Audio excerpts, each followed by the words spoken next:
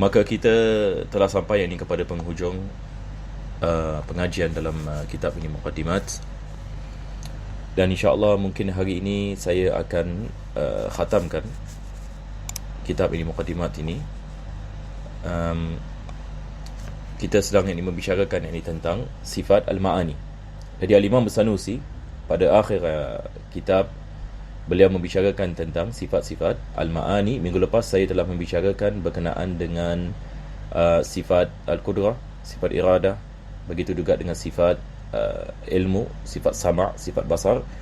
Jadi saya rasa tak perlu saya nak ulanginya, dan recordingnya pun ada yang bagi pengajian ini yang lepas. Jadi insya-Allah apa yang kita akan lakukan pada hari ini, kita akan terus masuk ini kepada sifat al-kalam. Sifat ini al-kalam.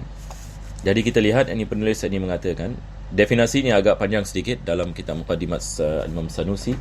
Beliau mensyarahkan ini lebih tentang makna apa yang dimaksudkan dengan kalam Allah Subhanahu Wa Taala.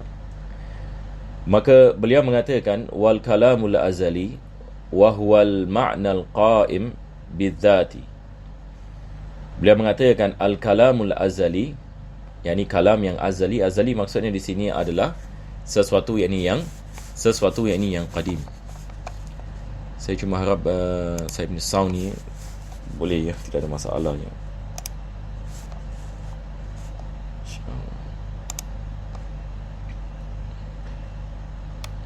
InsyaAllah khair.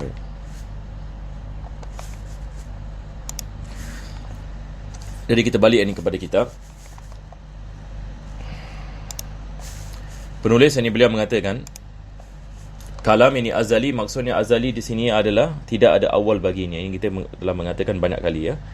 Tidak ada sesuatu yang tidak ada awal, ini baginya. Al-azali, bukan ini sesuatu yang diciptakan. Wa huwal ma'na al-qa'imu bidzati. Perkara yang kedua beliau mengatakan, dan kalam Allah Subhanahu Wa Taala ini daripada sifat makna yang ada pada zat Allah Subhanahu Wa Taala. Sifat makna yang ada ini pada zat Allah Subhanahu Wa Taala. Jadi kita ahlu sunnah ini wal jamaah, kita mengatakan kalam Allah bukan makhluk. Apa sebabnya? Sebab kalam Allah itu adalah sifat Allah Subhanahu Wa Taala. Dia adalah suatu sifat yang ada pada zat. Jadi ini yang kita maksudkan dengan makna. Al-mu'abbaru anhu bil ibaratil mukhtalifat. Dan kalam Allah Subhanahu Wa Taala ini diterjemahkan ataupun diibaratkan dengan ibarat-ibarat yang berbeza. Apakah yang dimaksudkan dengan perkara ini? Sebagai misal, Allah Subhanahu Wa Taala kalamnya qadim, seperti mana kita mengatakan. Maka kalam ini Allah Subhanahu Wa Taala diibaratkan dalam bentuk tulisan di dalam Lauhul Mahfuz. Maka Lauhul Mahfuz, kalamnya Allah Subhanahu Wa Taala sekarang ini menjadi bentuk ditulis dalam bentuk tulisan di Lauhul Mahfuz. Dan apabila ia diturunkan kepada Nabi sallallahu alaihi wasallam, maka ia diturunkan dalam bentuk bacaan. Jadi kita ada dalam bentuk tulisan dan kita ada dalam bentuk bacaan. Jadi ini yang kita maksudkan dengan mu'abbar. Al-mu'abbar anhu bil ibaratil mukhtalifat. Jadi kalam Allah Subhanahu Wa Taala boleh diiktibarkan, boleh diibaratkan dengan tulisan, boleh diibaratkan dengan bacaan, dan juga ini dapat diibaratkan dengan menggunakan hand signal dan sebagainya. Tapi apa yang penulis nak sampaikan di sini adalah makna yang ada pada zat Allah Subhanahu Wa Taala, yakni sifat yang ada pada zat itu yang kalam azali. Bukan ini huruf dengan suara, tetapi dia adalah makna di sebalik huruf dan suara. Al-mubayyin li jinsil hurufi wal aswat. Ia berbeza dengan jenis huruf dengan suara. Maka kalam Allah Subhanahu Wa Taala yang azali bukan suara dan bukan huruf. Al-munazzahu 'anil ba'd. Dan kalam Allah ini tidak disifatkan dengan sebahagian ataupun semua. Wa taqdim wa ta'khir, mana yang datang dulu, subjek dan predikat dan sebagainya. Ini tidak disifatkan sebagai kalam ini Allah Subhanahu Wa Taala, sebab ia berbeza dengan kalam makhluk. Was sukut, ia tidak dikatakan sama ada Allah yakni berdiam, berdiam diri ataupun yakni berbicara dan berdiam. Ini adalah perkara yang mustahil. Wa tajaddud wal lahan wal i'rab. dan begitu juga pembaharuan yakni bagi yakni kalam, sebab setiap perkara yang baru adalah yang diciptakan. Maka ini semua yakni adalah daripada sifat-sifat yakni ciptaan. Wallahan, kesilapan yakni di dalam yakni bacaan, ini adalah perkara yakni yang mustahil untuk disifatkan bagi Allah Subhanahu Wa Taala. Wal i'rab, kalam Allah Subhanahu Wa Taala yang azali tidak disifatkan yakni di dalam yakni i'rab, yakni dalam grammatical yakni analysis dan sebagainya, sama ada di mubtada, di khabar ini dan sebagainya. Sebab kalam ini azali dia adalah kalam yang nafsi dan bukan kalam lafzi.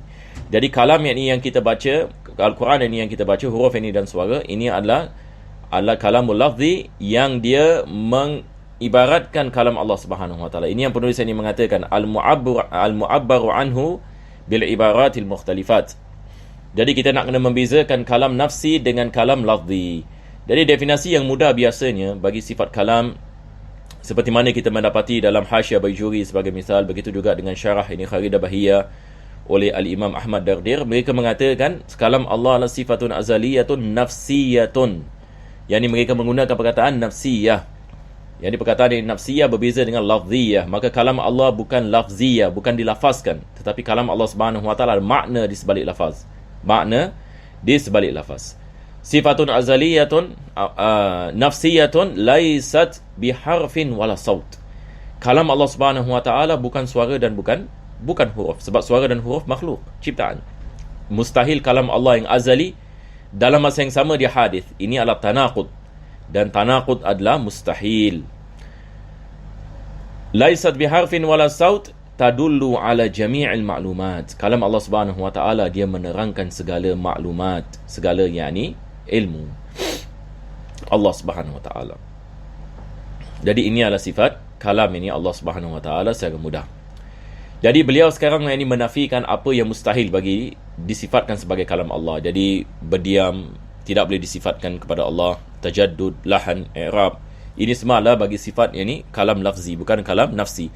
Wasairu anwa'i taghayyurat, dan setiap-tiap ini perkara yakni perubahannya yang boleh berlaku kepada kalam. Sebab ini bila kita membicarakan ini tentang kalam selain Allah, kita membicarakan tentang mubtada dengan khabar, kita membicarakan tentang kesilapan dalam bacaan, kita membicarakan tentang dia punya i'rab, kita membicarakan yakni tentang berapa panjang dia punya jumlah ataupun berapa pendek dia punya jumlah, dan apakah jenis ini jumlahnya. Maka semua yang ini perbezaan dan perubahan-perubahan ini tidak boleh dinisbahkan yang ini kepada kalam Allah Subhanahu Wa Taala. Wal muta'alliqu bima yata'allaqu bihil ilmu minal muta'allaqat. Jadi ta'alluq ini bagi kalam sama seperti ilmu, iaitu 3. Dia kalam Allah Subhanahu Wa Taala berkait dengan yang wajib, yang mustahil dan jaiz.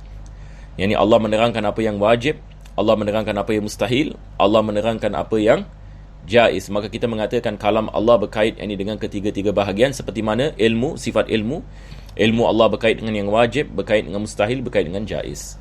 Selepas itu beliau membicarakan ini tentang wal kalamu yanqasimu ila khabarin wa insya. Ini dalam segi kita mengatakan dalam segi ilmu balarah, kita belajar yang ini tentang jenis-jenis kalam. Ini kalam, jenis-jenis ini kalam ini terbagi kepada 2 bahagian. Kita ada khabar dan kita ada insya. Yang khabar ini maksudnya dia adalah jumlah yang sempurna, manakala insya dia adalah khabar juga membawa maksud sesuatu yang boleh dikatakan sebagai betul ataupun salah.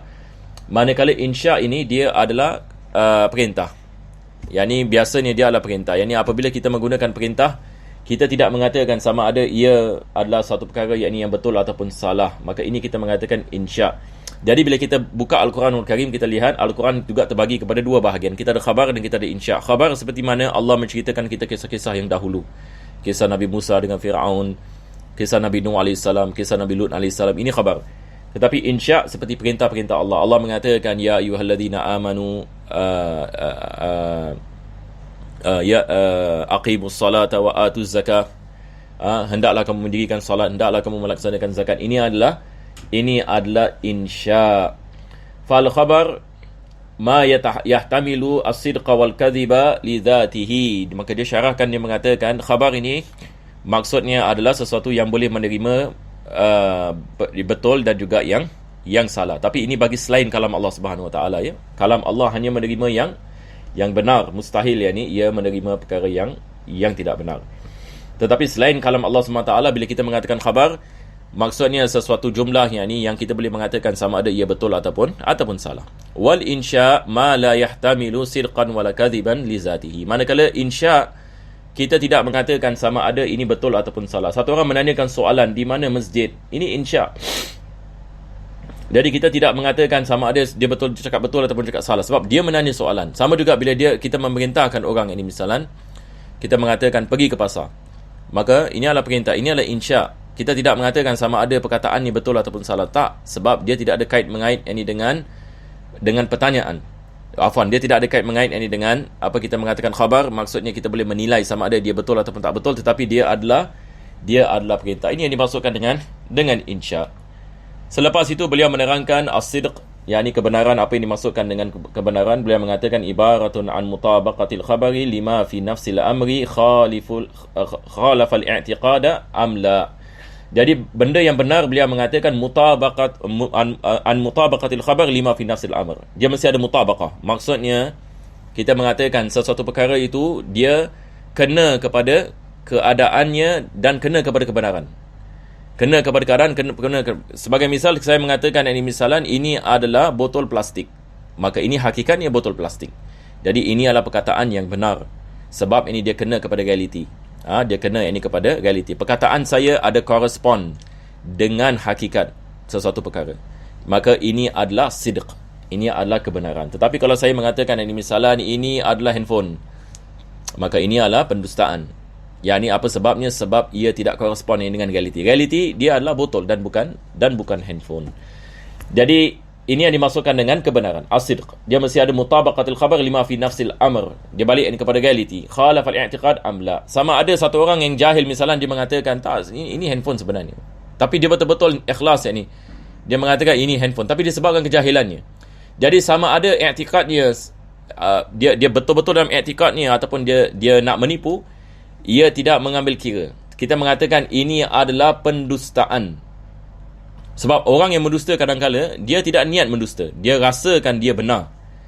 Maka kita mengatakan ia tetap ini pendustaan sebab ia tidak selari dengan hakikat sesuatu perkara. Manakala al-kadhib opposite. Kadhib ini opposite, bila mengatakan adamu mutabaqatil khabar lima fi nafsil amr. Jadi tidak ada mutabaqah, yakni tidak ada kebenaran dan koresponden di antara sesuatu yang disebutkan dengan sesuatu realiti yang di luar. Maka ini kita mengatakan pendustaan, seperti mana kita mengatakan wafaqal i'tiqada am la. Sama ada orang itu betul-betul yakni beriman kepada perkara tersebut ataupun dia setakat nak menipu. Maka tetap apa yang dikatakan itu adalah yakni sesuatu benda yang tidak benar. Jadi Islam ini meletakkan kepada kita kayu ukur bagaimana kita nak menilai satu perkara itu sidq ataupun kadhib. Wal amanah, manakala amanah ini biasa kita sebut dalam sifat-sifat para nabi, dia adalah hifzu jami'il jawarihi zahirati wal batinati minal talabbusi bin manhiyin anhu nahyah tahrimin aw karahatin. Amanah ini dia adalah penjagaan, yakni seluruh anggota zahir dan batin. Kita mengatakan ini maksum, ismah. Yang dimaksudkan dengan amanah adalah ismah. Yani bila kita mengatakan nabi-nabi dan rasul mempunyai sifat amanah, maksudnya mereka dijaga oleh Allah Subhanahu Wa Taala daripada segala dosa yang besar dan segala dosa yang kecil, dosa yang zahir, dosa yang batin, dan mereka juga dijaga daripada melakukan benda yang makruh, bukan saja benda yang haram. Di sini penulis mengatakan bimanhiin anhu nahyah tahrimin au karahatin, sama ada dia adalah makruh ataupun sesuatu perkara yang diharamkan. Maka nabi-nabi dan rasul bila kita mengatakan sifat amanah, maka mereka ini adalah sifat al-ismah, dijaga oleh Allah. Manakala khiyanah, dia adalah opposite, adamu hifzihima min dhalik.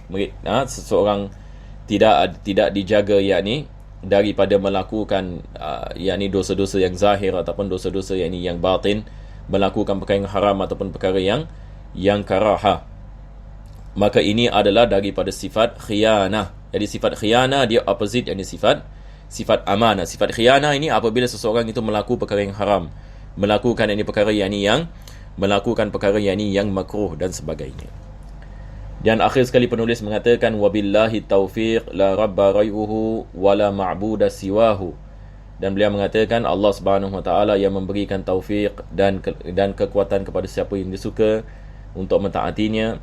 La rabba ghairuhu, tidak ada Tuhan melainkan Allah. Wala ma'buda siwahu, dan tidak ada yang disembah melainkan Allah Subhanahu wa taala, yang mana dia adalah Tuhan yang berhak untuk disembah, dan tidak ada Tuhan melainkan Allah Subhanahu wa taala. Maka alhamdulillah para jemaah dirahmati Allah Subhanahu wa taala, hari ini kita telah khatam kitab Muqaddimat ini Al-Imam As-Sanusi. Jadi kita lihat ini, kita mula daripada awal ya. Para jemaah sekalian, ini boleh lihat ini kepada recording ini yang ada, untuk yang ini mengikuti apa-apa yang telah terlepas ya. Ini adalah kitab yang sangat penting sekali. Saya mengalu-alukan para jemaah sekalian untuk mempelajarinya dengan baik, supaya nanti bila kita masuk kepada kitab lain, makna-makna ini sudah melekat kat kepala kita, jadi senang untuk kita belajar ilmu akidah. Sebab Al-Imam Sanusi, seperti mana saya mengatakan pada awal kelas, Imam ini Sanusi ini menulis kitab Muqaddimat ini untuk membantu pelajar-pelajar yang bermula mempelajari ilmu akidah. Jadi sebelum kita belajar ilmu akidah, kita belajar kitab ni dulu. Jadi insya-Allah taala kita meletakkan usaha, dan akhir sekali kita akan membacakan suratul Fatihah pertama sekali kepada Al-Imam Sanusi, yang mana kita telah mendapatkan manfaat daripada ilmunya. Kita berdoa Allah yakni meninggikan darajatnya, dan mengembalikan barakah dan ilmunya kepada kita insya-Allah. Dan juga tidak lupa kita membacakan suratul Fatihah bagi Ustaz Jalaluddin Hassan yang baru meninggal ya tadi. Kita mengambil kesempatan ini dengan barakah majlis ini insya-Allah. Mudah-mudahan Allah merahmati beliau, mengampunkan dosa beliau, dan menempatkan beliau ini sebaik-baik tempat di sisinya. Jadi dengan niat ini insya-Allah kita membaca suratul Fatihah. Wa ila hadratin Nabi sallallahu alaihi wasallam. Al-Fatihah.